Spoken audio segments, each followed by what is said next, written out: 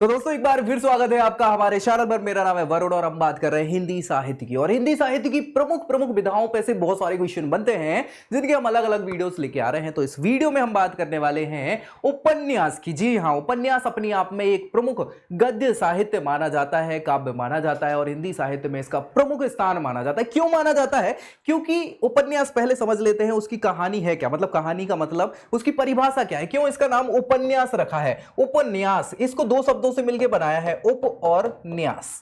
न्यास का मतलब होता है स्थापित करना। क्या होता है? स्थापित करना। और उप मतलब होता है पास में। क्या भैया? पास में। तो भाई साहब क्या होता है कि ये जितनी भी गद्य काव्य लिखे हुए हैं जिन्हें हम उपन्यास कह रहे हैं, उसमें होता यह है कि जितने भी पाठक गण हैं यानी जो पढ़ने वाले हैं वो सभी उस कहानी से जुड़ जाते हैं और उसको मानते हैं कि यार ये तो मेरी ही कहानी है, मेरे द्वारा ही लिखी गई है, अब मुझसे मिलती जुलती कहानी है। तो लोग इसमें क्या है, अपने आप को जोड़ लेते हैं और इसी विधा को क्या कहा जाता है? उपन्यास कहा जाता है। और इसीलिए ये बहुत फेमस हो जाती हैं, बहुत सारे लोग पढ़ना प्रेफर करते हैं, अपने पास उपन्यासों को रखते हैं। जी हाँ, जनरल की बात करें तो उपन्यास अपने आप में बहुत ही प्रमुख विधाओं में आती है हिंदी साहित्य की।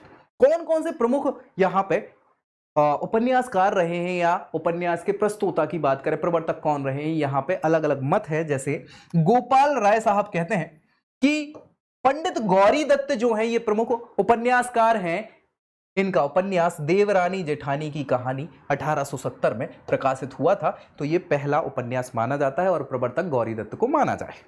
लेकिन यहीं पे विजय शंकर मल साहब हैं, डॉक्टर साहब, इनका काम कहना है कि श्रद्धाराम फिल्लौरी साहब जो उपन्यासकार हैं, इनने भाग्यवती उपन्यास लिखा था जो कि 1877 में लिखा था। वो एक मौलिक उपन्यास है जिसको पहला मानना चाहिए। लेकिन नहीं, रामचंद्र शुक्ल साहब की हम बात मानेंगे क्योंकि उनकी मानी जाती है। जी हां, उनने कहा श्रीनिवास दास जो है ये प्रसिद्ध या प्रथम उपन्यासकार हैं जिन्होंने परीक्षा गुरु नामक सबसे मौलिक उपन्यास लिखा है और इसको पहला माना जाए 1882 ईस्वी में इसको लिखा गया था। ठीक है, तो ये तो बात रही किसकी? उपन्यास की। पहला कौन सा है, किसने लिखा, ये सारी। लेकिन प्रमुख प्रमुख उपन्यासकार कौन कौन से हैं, इनकी कौन से उपन्यास हैं जिनके क्वेश्चन पूछे जाते हैं एग्जाम में, वो भी अपने को याद करना है। तो सबसे पहले देवकी नंदन खत्री साहब, इनका नाम कई बार आपने सुना होगा और हिंदी साहित्य में तो जरूर सुना होगा। इन्होंने चंद्रकांता लिखा है। ये कई बार पूछा गया है कि चंद्रकांता किसकी रचना है। ठीक है, हाँ, चंद्रकांता संतति उसके बाद आया था। फिर नरेंद्र मोहनी, वीरेंद्र वीर, काजर की कोठरी, भूतनाथ, ये भी इंपॉर्टेंट है, पूछ ली जाती है। कुसुम कुमारी, अनूठी बेगम, गुप्त गोदना, ये सारी की सारी उपन्यास जो है किसने लिखी है? देवकी नंदन खत्री ने, जिनमें से चंद्रकांता, भूतनाथ ये प्रमुख हैं जो पूछी जाती हैं। इसके बाद गोपाल राम गहमरी।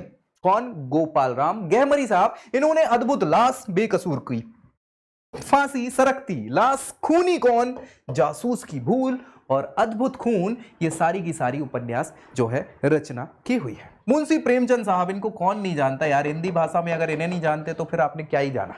तो प्रेमचंद साहब की कहानियां तो प्रसिद्ध हैं ही। इन्होंने कुछ उपन्यास लिखे हैं जिनके क्वेश्चन पूछ लिए जाते हैं, जिनमें देवस्थान रहस्य, प्रेमा, सेवा सदन कई बार पूछा जाता है। इसके बाद वरदान, प्रेमाश्रय, रंगभूमि पूछा जाता है, कायाकल्प, निर्मला, गबन पूछा जाता है, कर्मभूमि पूछा जाता है, गोदान पूछा जाता है। ये पांचों की पांचों रचनाएं पूछी जा चुकी हैं कम से कम 10 बार हिंदी साहित्य के क्वेश्चंस में, चाहे वो सेवा सदन हो, रंगभूमि, कर्मभूमि, सेवा मतलब गबन हो, गोदान हो, ये सभी मंगलसूत्र। ठीक है, तो ये सभी किसकी रचनाएं हैं? मुंशी प्रेमचंद जी की रचनाएं हैं। विशंबर नाथ कौशिक, इन्होंने मां, विकारिणी और संघर्ष ये उपन्यास लिखे हैं। इसके बाद शिव पूजन सहाय साहब, देहाती दुनिया, इन्होंने इसकी रचना की है। चंडी प्रसाद हृदयेश की इन्हें उपाधि मिली है। मनोरमा, मंगल प्रभात इनकी उपन्यास हैं।